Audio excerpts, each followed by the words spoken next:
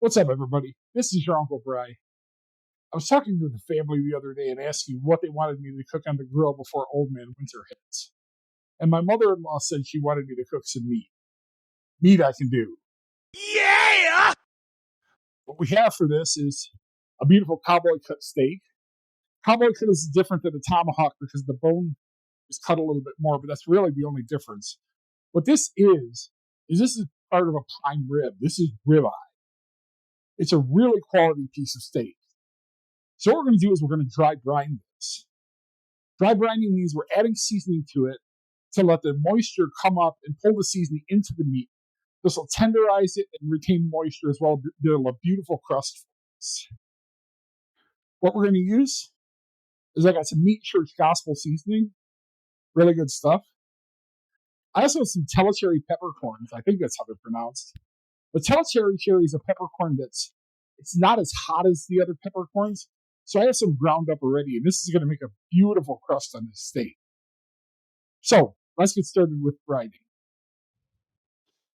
Okay, so this is just as a footnote, we got the steak at Sam's Club, and you can see that it's beautiful. It's got the huge bone running through it.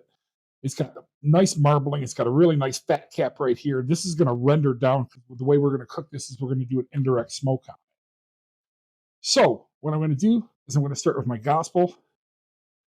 Be careful, this stuff is really salty. You don't want to oversalt your steak, but you want to make sure that it's got seasoning to it. So it should be plenty for that side. A little bit of pepper. Give it some nice crust.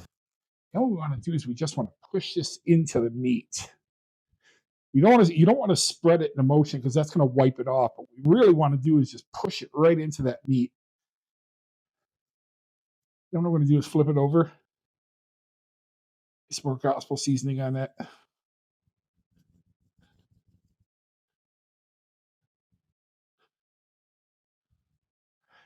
Push that down into it. A little bit more pepper.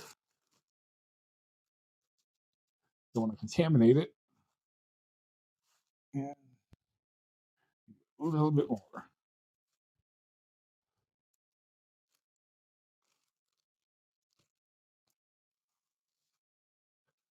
And this looks like a lot of pepper, but the thing is that this peppercorn is, like I said, it's not hot. So it's okay to use a lot of it. Plus, a lot of it's going to knock off on the grill.